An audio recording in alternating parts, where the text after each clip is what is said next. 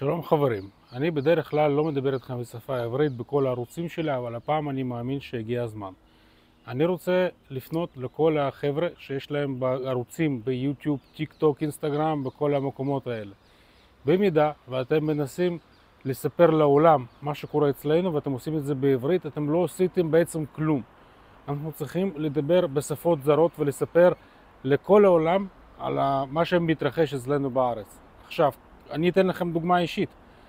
אני כל הלילה נלחמתי באמירות האנטישמיות של אלו שדוברים ברוסית, כי הפרופגנדה שלהם עובדת ממש חזק והיא לא לטובתנו.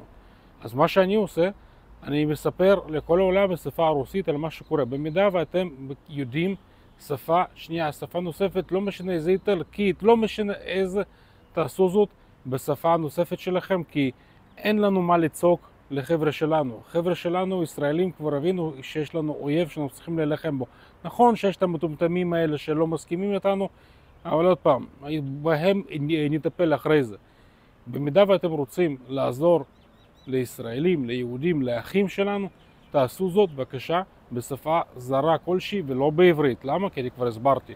אני מאחל לכולן פעולה שקטה ומלחמה שתעבור בשלום, ושכל החיילים שלנו יחזרו הביתה.